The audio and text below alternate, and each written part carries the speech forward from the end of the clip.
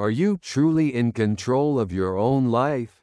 Or does it only take one person's words, one disappointment, or one fear to take that control away? You cannot control what other people say about you. You cannot control everything that happens around you. You cannot change what has already happened, and you cannot know exactly what tomorrow will bring. Yet every day, we allow things beyond our control to disturb our minds. And without realizing it, we hand them the power to shape our lives. One careless word can stay with us all day. One mistake can follow us for years. And something that has not even happened yet can steal the peace we have today. We spend so much of our lives trying to make things go our way. We make plans and work toward the results we want, and we hope the world will move according to our expectations.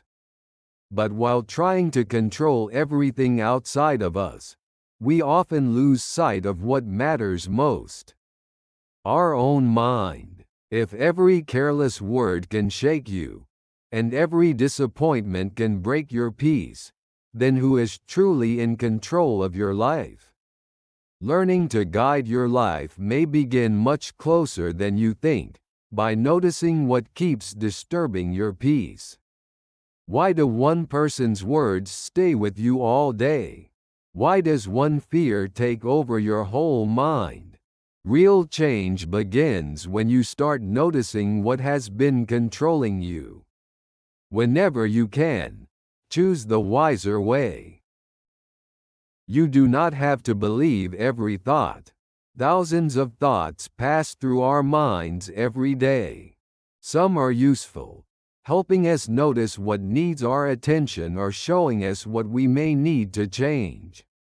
But not every thought that enters your mind is true, and not every thought deserves to stay. Sometimes, it begins with one small worry.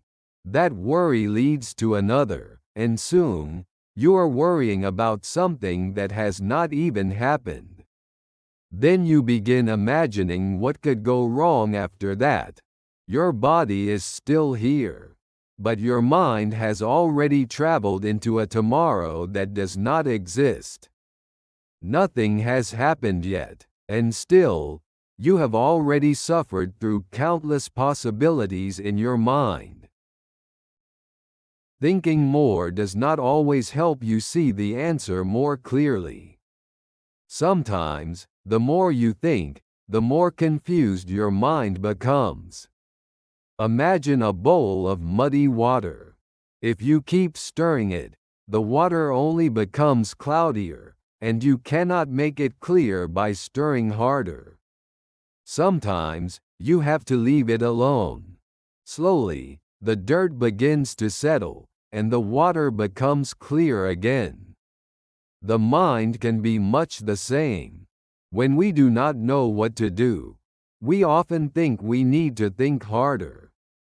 But sometimes, what we truly need is not another thought. We need a moment of stillness. Because some answers only become visible when the noise inside us grows quiet. Sit quietly for a moment, and take one slow breath. Notice what is happening inside you right now.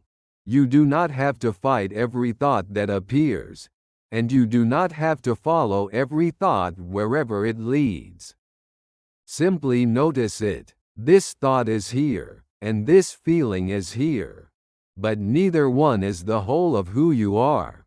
Thoughts and emotions can arrive, and with time, they can also pass. So do not hold on to everything that enters your mind.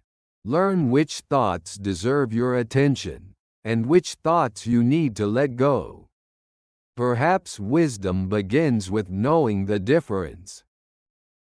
Feeling an emotion is natural.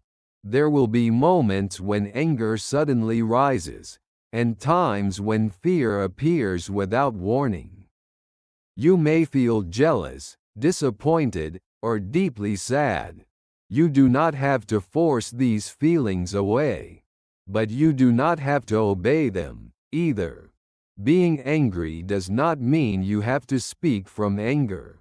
Being afraid does not mean you have to give up because of fear. And being hurt does not mean you have to spend your life living inside that pain.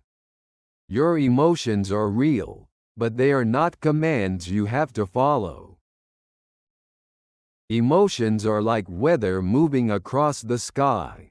Even the strongest storm does not stay forever. It arrives, stays for a while, and eventually passes.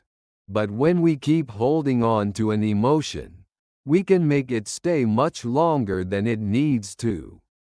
We return to an old memory and feed our anger. We imagine a future that has not happened and feed our fear. We revisit the same wound and feed our resentment. Then we wonder why we cannot escape these feelings. But perhaps the feeling is not refusing to leave. Perhaps we are the ones who keep inviting it back. When a powerful emotion rises, do not rush to act. First, notice what is happening inside you. Am I angry, afraid, or hurt? The moment you recognize what you are feeling, a small space can open between you and the emotion. And inside that space, you have a choice. You can be angry without sending the message. You can be hurt without hurting someone in return. You can be afraid without abandoning the life you want.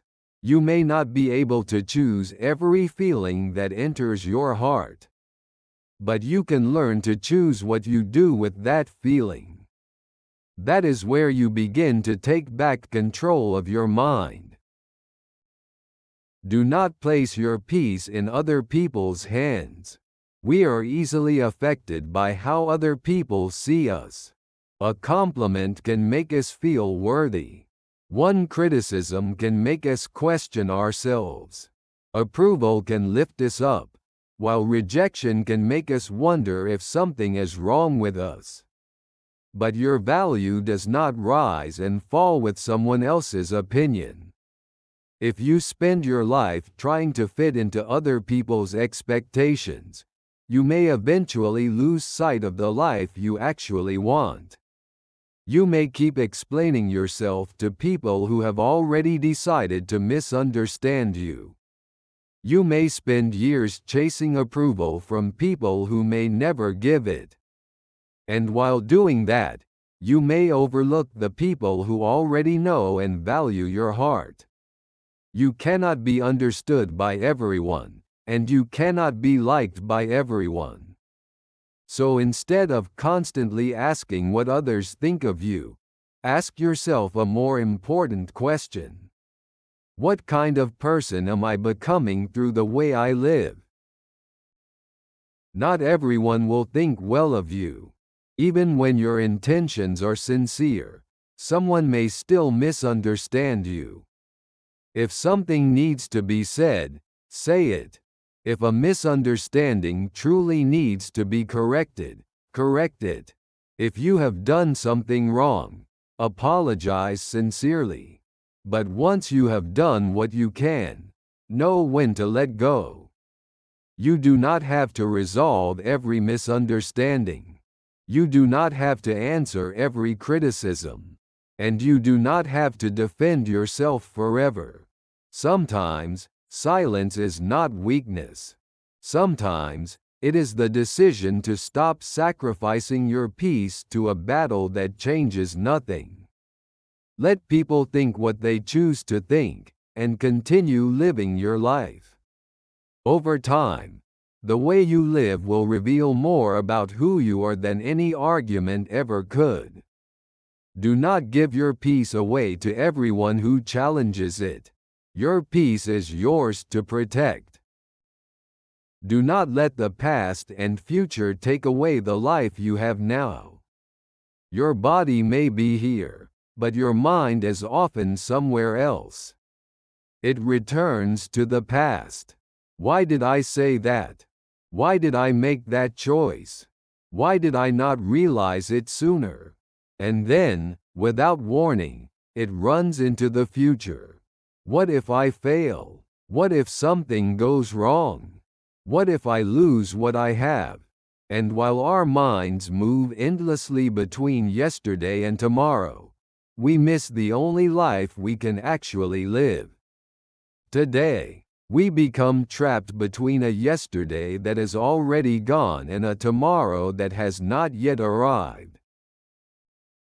You can learn from the past, but you cannot change what has already happened. You can prepare for the future, but you cannot control everything that will happen. The only time you can truly live is now. This moment, this breath, and the choice you can make right now. Do not try to solve your entire life in a single day. Face what is in front of you, one step at a time. If there is something you can change, take one step toward changing it. If there is something you need to say it with sincerity. And if there is something you cannot change, begin learning how to let it go. Life becomes too heavy when you try to carry yesterday's regrets, today's burdens, and tomorrow's fears all at once. Put yesterday down. Tomorrow will come when it comes. Return to the moment in which you are actually alive. Managing your mind does not mean feeling nothing. You are allowed to feel angry, and you are allowed to feel afraid.